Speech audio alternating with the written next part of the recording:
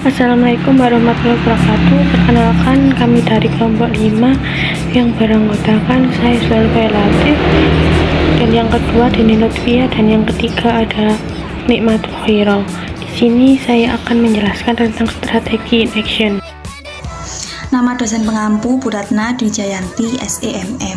Mata kuliah Manajemen Strategi, Kampus STIE PGRI Dewantara Jombang. Strategi action adalah komitmen yang signifikan dan diimplementasikan kepada sumber daya organisasi itu sendiri. Tujuan jangka panjang perusahaan adalah untuk memberikan ukuran utama kinerja yang eksekutif dalam mencapai tujuan panjang. Tanpa tujuan, organisasi tidak akan bisa berjalan karena tidak ada arahan dan tidak ada evaluasi. 7 bidang perusahaan: yang pertama profitabilitas, yang kedua produktivitas, yang ketiga pengembangan karyawan, yang keempat adalah tanggung jawab karyawan, yang kelima hubungan kinerja karyawan, yang keenam posisi kompetitif, yang terakhir kepemimpinan teknologi. Baik, selanjutnya yakni jenis-jenis strategi. Yang pertama strategi integrasi, yang kedua strategi intensif, yang ketiga strategi diversitas, dan yang terakhir strategi defensif. Yang pertama strategi integrasi, yakni strategi yang digunakan oleh para perusahaan untuk mengontrol masalah distributor, pasokan hingga dalam perencanaan pesaing. Ada 3 jenis strategi integrasi, yakni yang pertama integrasi ke depan. Integrasi ke depan yakni mendapatkan kepemilikan atau meningkatkan kendali atas distributor atau pengecer. Yang kedua, integrasi ke belakang, yakni strategi mencari kepemilikan atau meningkatkan kendali atas pemasok perusahaan. Dan yang terakhir, strategi horizontal. Dalam mencari kepemilikan atau kendali atas pesaing perusahaan, integrasi horizontal mungkin merupakan strategi pertumbuhan yang paling umum. Setiap tahun ribuan merger, akuisisi dan akuisisi antar pesaing diselesaikan. Hampir semua transaksi ini ditujukan untuk meningkatkan skala ekonomi dan meningkatkan pengiriman.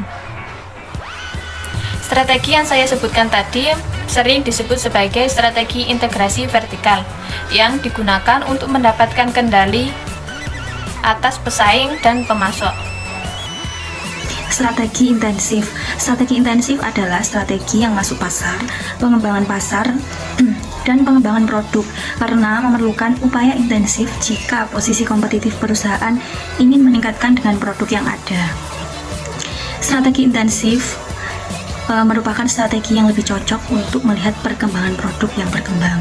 Strategi intensif digunakan untuk melihat posisi dan usaha yang tepat demi meningkatkan penjualan ataupun peningkatan produksi.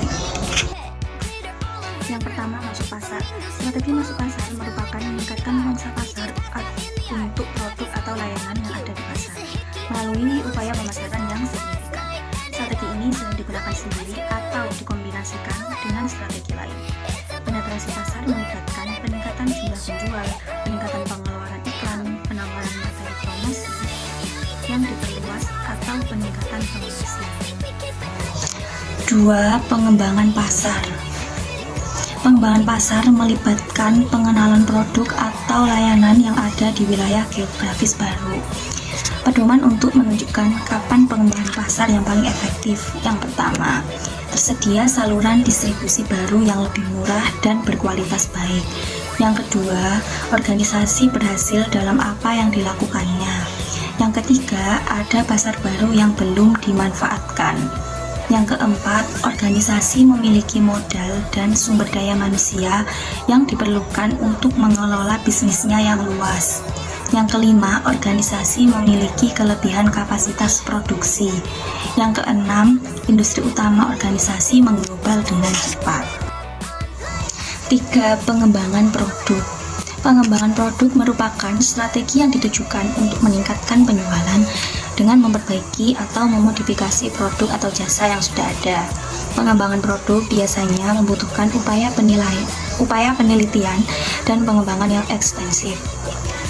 Contohnya, perusahaan Walt Disney baru-baru ini mengembangkan keusaha. Pedoman untuk menunjukkan kapan mengembangkan produk yang paling efektif. Yang pertama, organisasi memiliki produk yang sukses yang berada dalam tahap kedewasaan dari siklus hidup produk.